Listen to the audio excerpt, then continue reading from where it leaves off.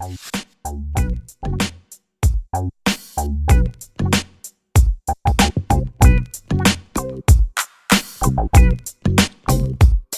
everyone.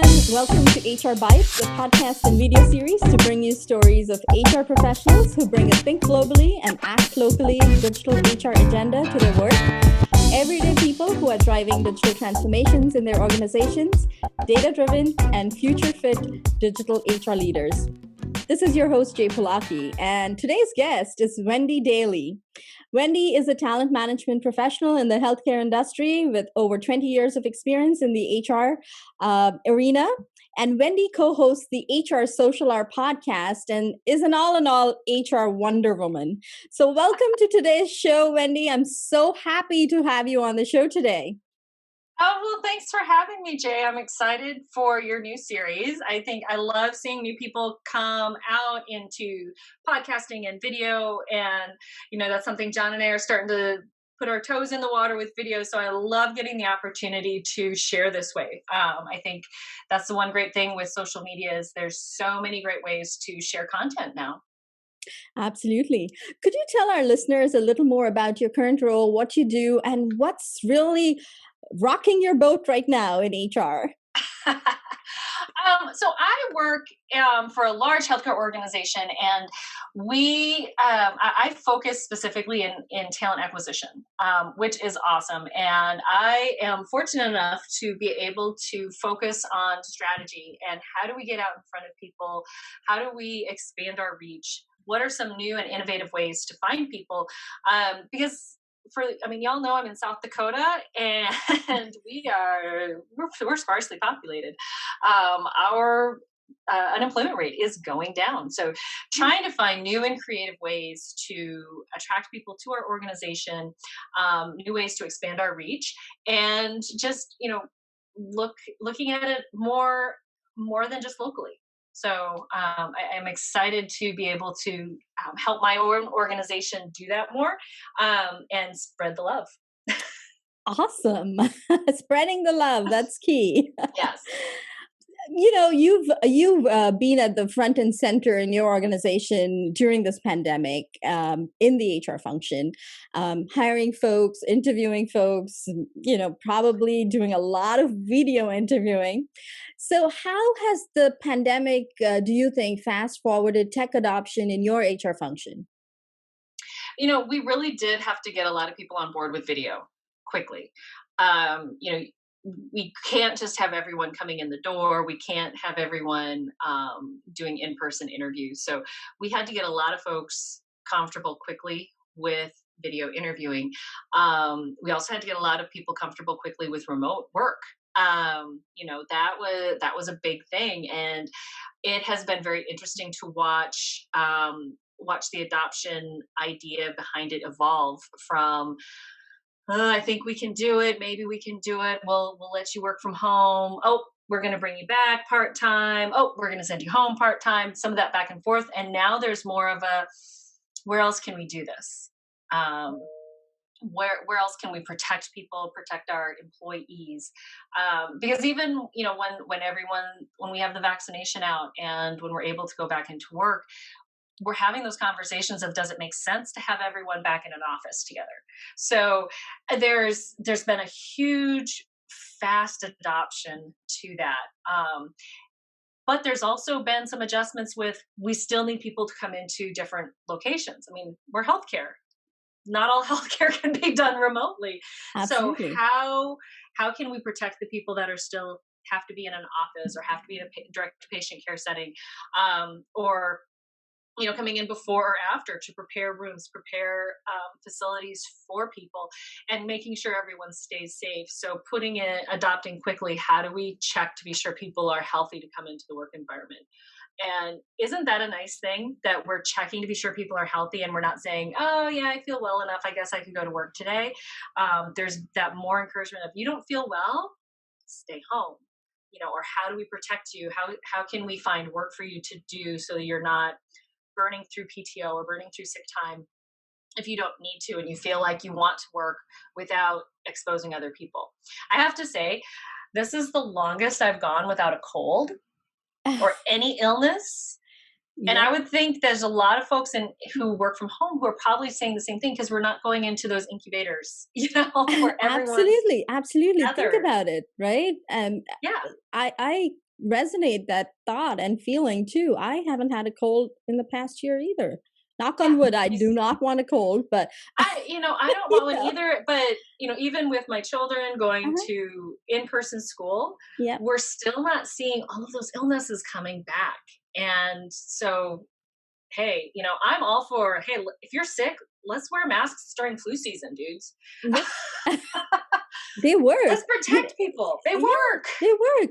I was reading something about an African student in China. This book was written in 1962, and they wrote about masks in China in the 1960s because they have these dust storms. And so there's a certain season that they all wear masks there, irrespective of Mhm. whether they're sick or not. And so, this was at the beginning of the pandemic, and I'm reading that, I'm going, really? Masks were in China even before the 19, before now, like in Yeah. the 1960s. That's Oh, so. and honestly, we should have been wearing them.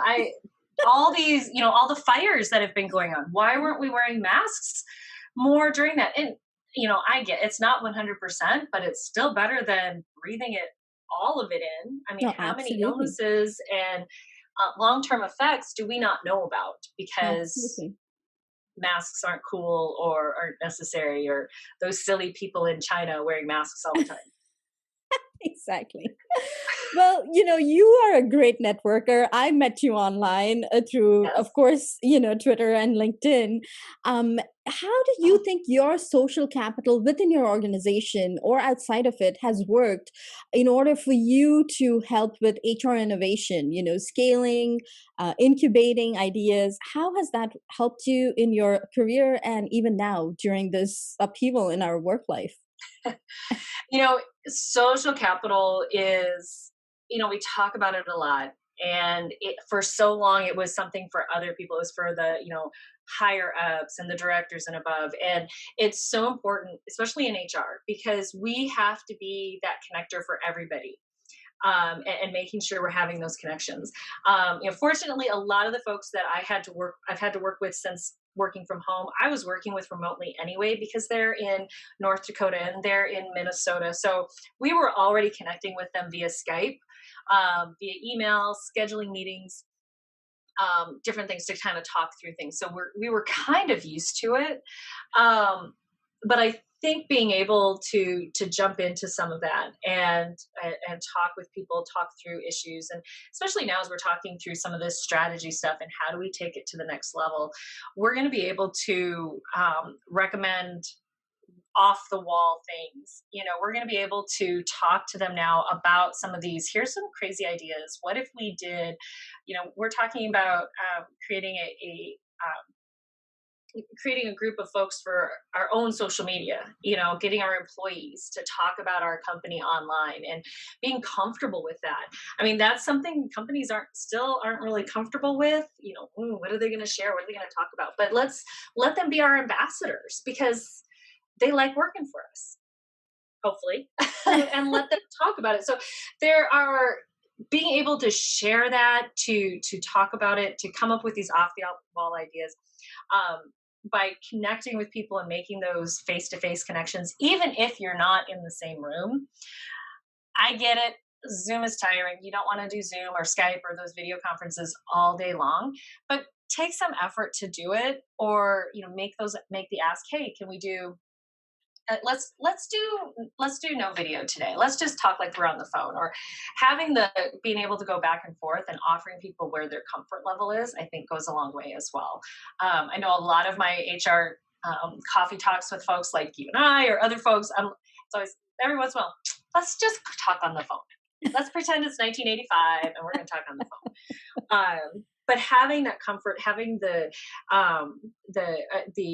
comfort level to say to somebody, ask for what you want, and also making it comfortable for them to ask what they want, to have those conversations, to be able to have that give and take. So there's something to be said for just again picking up the phone, sending a quick IM, using the tools at your disposal to make those connections. Absolutely. And you can even chat on the phone Yeah. if you have their phone number, or even through LinkedIn, you can just chat. And, Yeah. and LinkedIn has new features too where you can record messages, you can send GIFs, Oh, and yeah, then, yeah, yeah. you can do so many cool things through LinkedIn as well. So I'm Oh, really yeah. enjoying it. I do this too. I don't like too much of video, and so I try to engage via text or phone, and Yeah. it's been working pretty well so far. It is nice to using those different options. And we have Skype, and sometimes it's like, oh man, I wish I could do more gifs on Skype. I wish we had more emojis to use, just to liven it up and lighten it up a little bit. So often, especially in the workplace, we get so bogged down in professionalism and being, you can't, don't use too many exclamation points, or you can't put a smiley in an email. Well, you also can't type in sarcasm, so sometimes sometimes you need to help people see, oh, I'm being a little sarcastic here, I'm being a little facetious. So let's have bring our personalities to work. I kind of agree with Vadim Lieberman that we don't need to have we don't need to bring our whole authentic self to work, because nobody wants that. But let's let a little personality into it. We Yeah, don't all have to have this same exact personality that we're working with. And I think that helps with those relationships too, because if people know that you're going to be real with them and you're going to be yourself, that's going to let down their guard a little bit too. absolutely. And it takes off that emotional labor you have to engage in to be that, Yes. that facetious self of yours, always smiling, always nice, because that's not possible today. We can't be smiling all the time. We No, don't work and at Disney, and I don't think even Disney folks are mandating that anymore. I know, those Disney folks, when they go behind the closed doors, when they go to the employee only, they are telling the customer stories. They are. Yes. And they're not always smiling. But that's okay, because we're not always going to have a good day. And I think by allowing people to not have a good day, you also allow them to be able to say, "Hey, Jay, I'm really not having a good day today. I'm not really feeling it today. Can we reschedule this meeting? Can we, I need a mental break. I'm going to keep working, but I can't meet with anyone else today."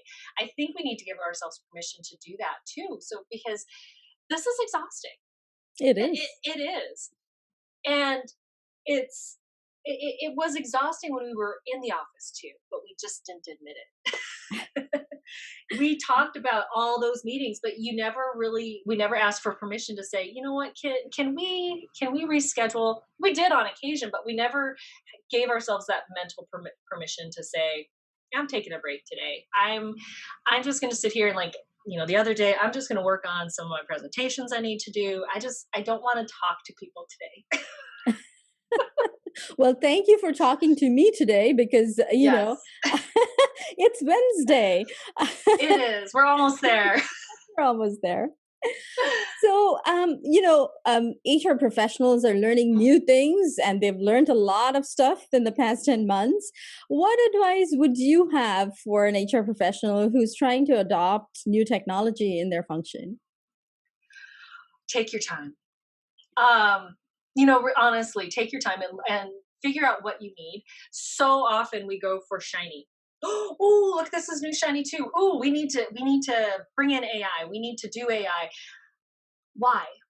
What are you looking to do? What are you looking to get out of it?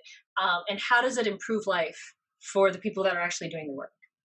There's so many times, and every recruiter has their own Excel spreadsheet where they actually track people. And then they do it again in the ATS, because they don't like how the ATS is set up. But very rarely do we talk to the actual recruiters when we're doing the setup. Um, I do feel comfortable saying that, because I've been involved in many of them where it's just Yes. like, this doesn't work for a recruiter. Um, and right now, I'm very fortunate to be working on a project where I'm working with the recruiters and saying, how do we make this work for you? And I had a couple that said, oh, well, I'll just track that over here. I'm like, no, no, no, no, no. No, I don't want you having second tracking sheet. How do we make it work for you here? And they were like, no, I got no, no, no, no, no.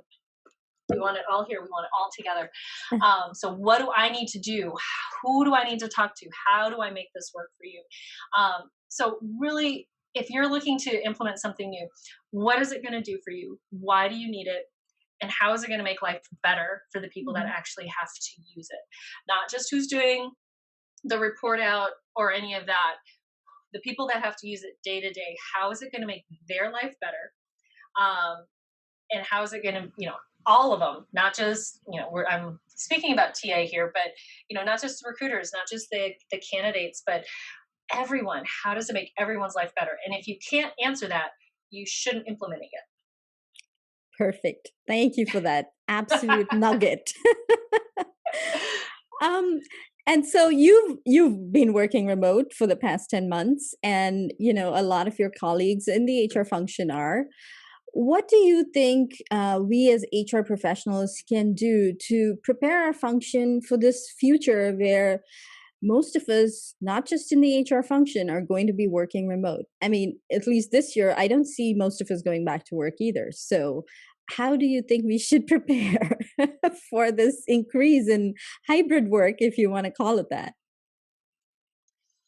I think there's some forgiveness, some grace to people involved with it as we do that, and allowing people to work where they feel comfortable, not shaming people for wanting to be at home, not shaming people for wanting to be in the office, because we all have our comfort level with how we're working. And so I think figuring that out, I love that we're now kind of, we love joking about the technology. Oh, hey, delay, sorry about that, trying to get this to work, it's not coming up.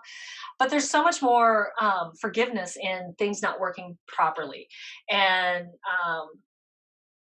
so I think that there's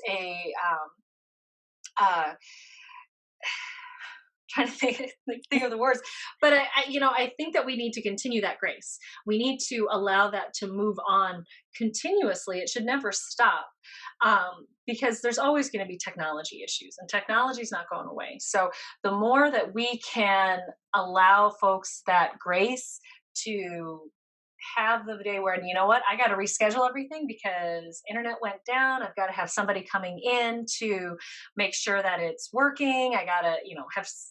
I think that happened to like 3 people last week that I work with. They rescheduled stuff because, internet went down, power went out. So giving people that grace to have a technology flub or have a technology blow up, whatever, and working in a way that's comfortable for them.